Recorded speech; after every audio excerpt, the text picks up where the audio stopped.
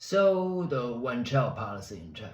I've never took it seriously and asked myself if I like it or not. After around like 13, that's the age you feel like the noise is getting louder and you start to hear people say, you're spoiled because you're the only child of your parents, so you just hate it.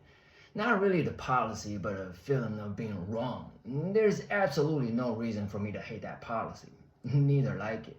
Like, I don't know if I was in a situation with a sibling. Would I share my stuff or compete for attention, or could that situation make me a better person? Did I miss anything? I would never know. Unless we discover a parallel universe. What I actually feel like is most of the time other people's judgment is worse than the policy itself. If you ask a Chinese his or her opinion about us, the one child, there's not a single positive word they can find to describe us. Yeah, if you're Chinese, think about it. When your relatives talk about us, as long as their conversation is built up on our trait of being the only child, whatever they say, they always alluding to we're selfish, ungrateful, or irresponsible. They don't lift us up, they break us down. Nah, it's not like they're roasting us and we're too sensitive, trust me. We can tell, like, if they bring up this kind of topic for no reason all the time and they can go off for 30 straight minutes on dinner table, it means they're serious. But I'm not saying they're against us on purpose. They don't lift us up because they're not motivated by their depression. Alright, I know, you're like, man, this shit don't make sense. You can't tell me Chinese people are all depressed. Okay, but you know the fact that China has a lot of policies to restrict people, right? And you know how policies work, right? And they tell you what to do. If you don't follow, there's cost and even punishment. Awesome. But what you don't know is what it feels like to actually live under so many policies. And let me tell you, when there's too many policies, they start to contradict with each other at some level. And you feel like you're not allowed to do shit. You feel like all the ways are blocked. You feel like you're losing control of your life because a lot of things are not up to you to decide. When you're losing control, you feel helpless. And when you constantly feel helpless, you're very likely to become frustrated. And when you're constantly frustrated, you're very likely to have depression. And now back to my statement. Why does Chinese people's depression affect on their attitude to the one child? So when you are depressed about you can't do shit, you can't make anything work, you start to question your ability. Before you blame yourself or you're incompetent, you remind yourself that you are restricted by policies. Well, sometimes that is the case, but a lot of times the policy doesn't directly lead to your failure, but there you go, an outlet to dump your frustration. It's not because you're a piece of shit that you can't afford to, kids. It's because the policy don't allow you.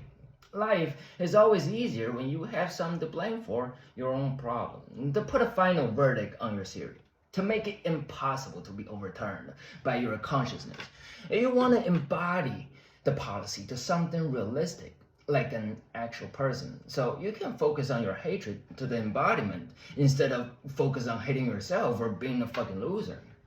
Since you can't find the person who made that policy, you start to focus on the person you think might benefit from the policy. For example, I don't give a shit about what kind of food I was eating. As long as it fills me up, that's good enough. I eat, I move on, I start to focus on some more interesting shit. Yeah, because I was the only child. My parents and my grandparents were doing alright.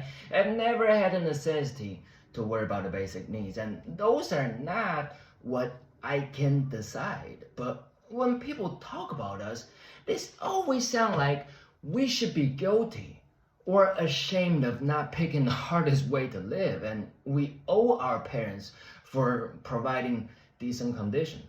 They criticize us for knowing nothing about effort. We don't know what it takes because we waste our food. We couldn't finish 3 bowls of rice every fucking meal.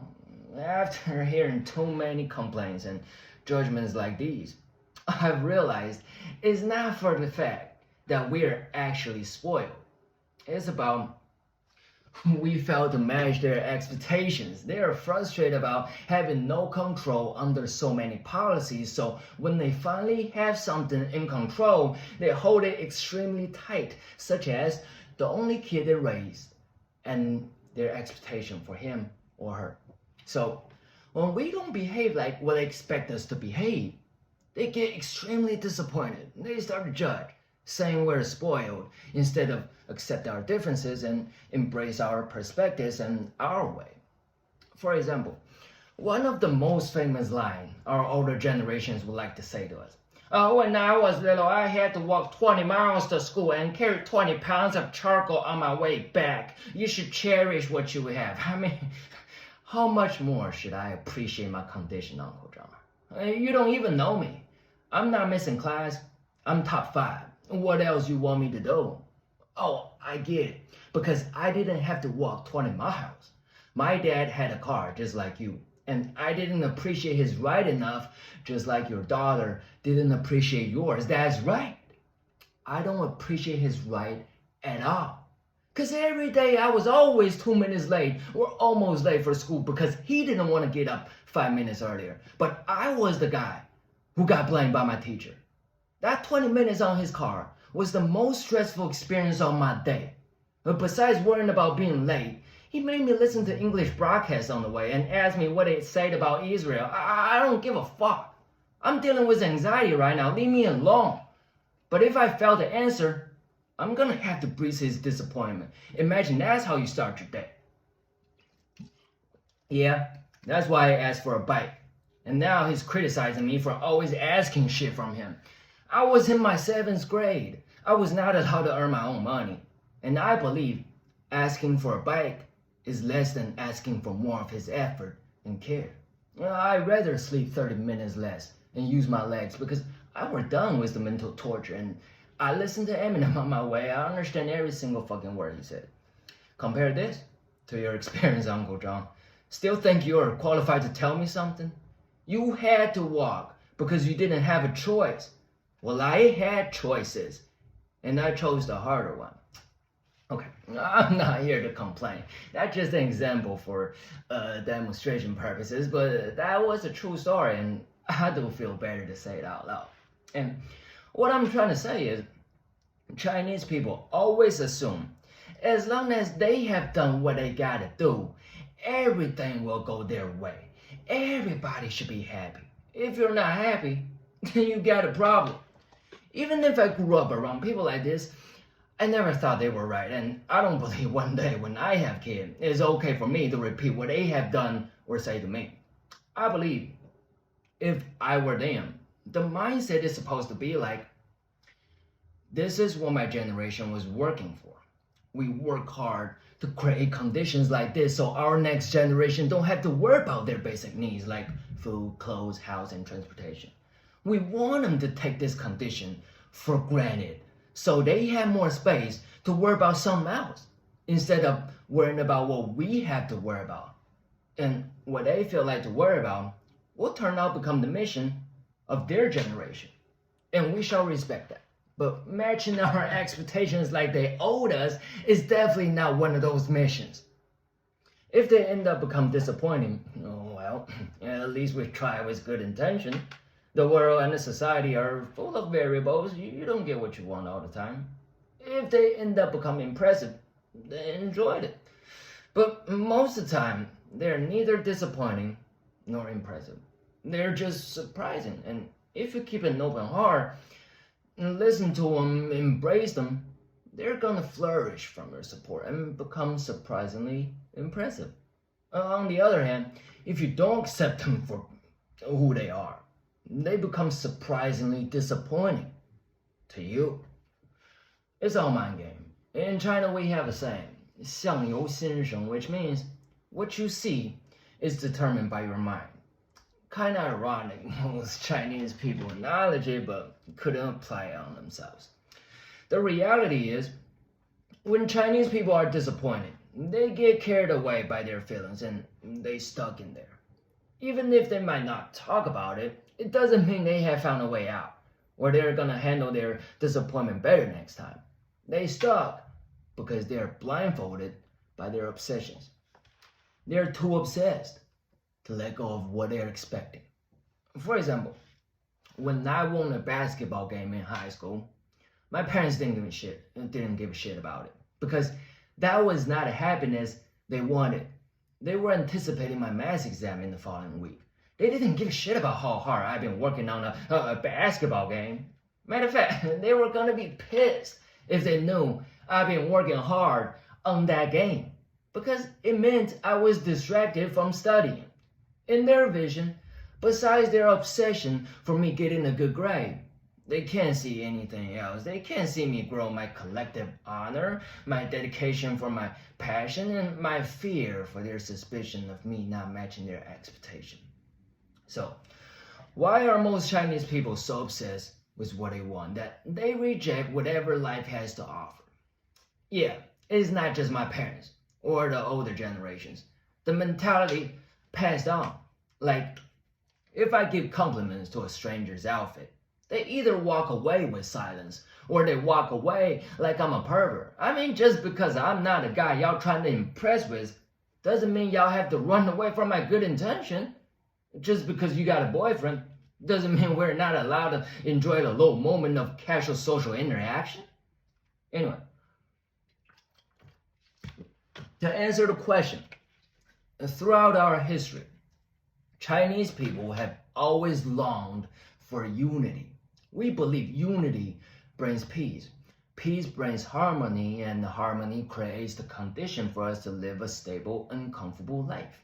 And of course, it might not just be China, but we are the one of those few who actually stay united and last for over 3,000 years with huge population and territory. In another word, it takes so much commitment that beyond your imagination for so many people to make it this far. And this is not a compliment to our people. For any individual living in gregarious society, we're afraid of stepping on the wrong path on our own. We feel safe when we're pursuing what everybody else is pursuing. It requires responsibility to lead, but not to follow. It takes courage to challenge, but not endure. It requires wisdom and knowledge to have an idea about this life. The sacrifice and risk to gain those qualities are contradicted with the willingness of living an easy and comfortable life. So we want to have policies to guide us. We want other people to decide what we are going to do next. So we don't have to think. We don't have to risk. We don't have to be responsible. Even if we fuck it up, we still don't have to take the blame. It is not our fault. It's the policy. But when people rely on restrictions to make decisions, they will never develop the ability to make decisions on their own, no matter how trivial or private the matter is. They want the policies to tell them what they gotta do and what they can expect. Their expectation is like a promise, a motivation. And that's why they're so obsessed with what they're expecting, because that's what they have been working so hard for. That's why they blame the policy, because when they haven't met their expectations, they feel betrayed. For example, what happiness universally looks like in China is how our government propagates on our national TV, like the scene of all the family members sitting around a big ass table with 20 different dishes, happy faces from everybody. If you're not having a dinner table like this, you fail the expectation. You're more likely to become frustrated, so you start to blame the kid. Don't appreciate your food enough. It's the one-child policy. They have everything. They don't have to compete. They have no idea how hard we've been working in the real world to provide the condition they're having.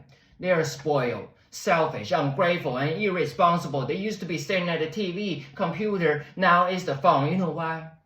Because we're trying to escape from the real world. We're crazy people like you who blame us all day and not accepting us for being who we are. So after we grow up, we never go back to that house again. They still say the same thing about us, but at least they couldn't make it our problem anymore. Alright, I hope I make sense to you. If not, at least you know how the one child feel about the one child policy. No special feeling at all. Only the policy reveals our people's frustration of incompetence. And I'm pretty disappointed for my people. They're frustrated about being restricted by policies while incompetent to live without them. I appreciate you watching. I've shared mine. I would love to hear your stories or opinions in the comments. Peace out.